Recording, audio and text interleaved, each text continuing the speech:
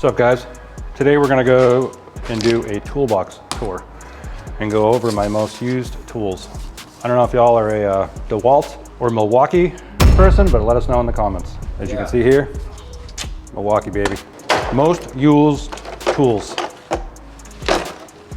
If you got a Beamer or any European car for that matter, is this kit. Mac Tools makes it. Check this out. And it's every little bit you could ever dream of. And it's awesome. I use this every single day, all day long. I have another set at home. Why not? I always use it. Like it's that good of a kit. I have another set at home. Okay. What are you using it on? You use it every day. It's all the trim. It's all the skid plates, the trim panels, the undercarriage panels, that interior trim pieces, all the trim. Basically, a majority of the stuff they use are all torque bits, like small torque bits for their trim items. So it's a great kit. So that's a must-have.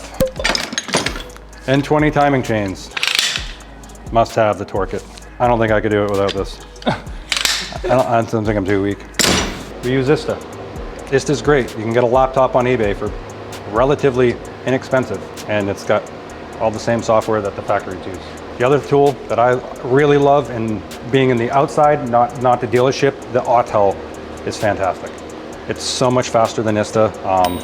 It doesn't have quite the best diagnostic capabilities as let's say the Ista would, but it's so much faster if you're just trying to read a fault or trying to clear faults. This thing's the go-to. I mean, this is a slightly more expensive unit because it does programming, coding, and it's bi-directional. But Autels, they sell entry-level ones that are pretty user-friendly for a relatively inexpensive number. But this is probably, if you have a BMW and you like trying to work in your own cars, just get Ista. There's tutorials online, you can YouTube it and go through it and learn how to do it yourself. But this is a great tool and they're pretty inexpensive. You can get them on eBay. They have bootleg versions, Ista. If you ever strip a bolt, you're gonna have these bad boys to fix them. When you need this, you need it. Okay. Yeah, so this is a very important tool to have for you. I also have another set of these. I have another set at home. Wheel lock sets for the old school BMW wheel locks. This man is prepared. Disc Plus, going back into the early 90s. This is a disc machine. I don't know, that's another Ista that broke. What else we got here? Your standard air tools, air drill, which I actually don't even use air tools anymore, to be honest. I'm like 90% electric at this point. I use this, cut off wheels. I use my, obviously, air from Phillip tires, but all the other stuff, I'm just going electric at this point. Unless it's an air hammer. What else we got in here? All specialty tools, doing timing, N63 timing guides, compression and leak down testers. Oh, this is a really great kit too.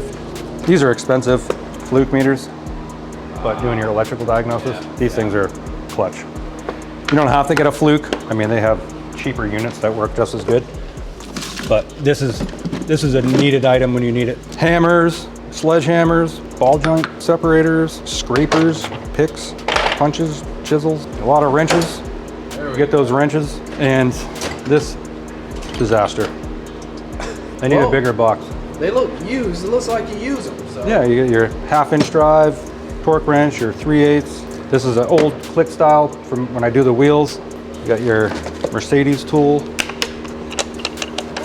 When you start working on Mercedes and Audis and Porsches, you got these 12-point sets. The non-BMW guys, thank God they're not on BMWs. The Audi guys, Porsche guys, Mercedes guys, they know all about them. These are great. Your oil filter caps. So if you got a BMW, instead of using channel locks, it's probably like $5 from Amazon. Let us know in the comments what you guys got.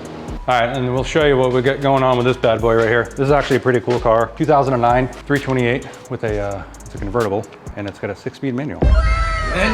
Manual. 78,000 miles on it. Needed a couple things. Had an oil filter housing leak, shocker, and this is all soaked with oil, so we replaced the oil filter housing gasket and then steam cleaned the motor. So we went ahead and did the front and rear shocks. Also, this coolant hose right here, I don't know if you can see it, but it basically comes out of the cylinder head. It runs down and it plugs into the thermostat. So what happens is the oil filter housing leaks oil, and then basically it gets oil all over this hose, and then this thing just starts to deteriorate. So on this one, it had just fallen apart and it was just puking coolant out. So we had to do the filter housing and we had to do the hose as well. And another thing that's great to guys to have is fender covers. When you're working in your own car, so you don't scratch it. Felt in the inside so it doesn't scratch up your car, and they're cheap, and they work. There are magnets in there, so they lock up for you.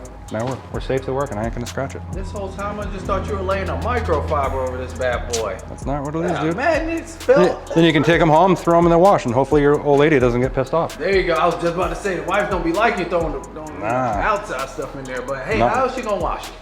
Right? Yeah, that is true. Go to a laundromat? Yeah, like I'm not hand washing this. No. Oh man. One of the most important things on this car is definitely the 6-speed manual.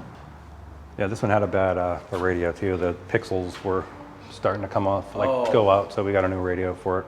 But yeah, this should be a good runner when it's done. You ready?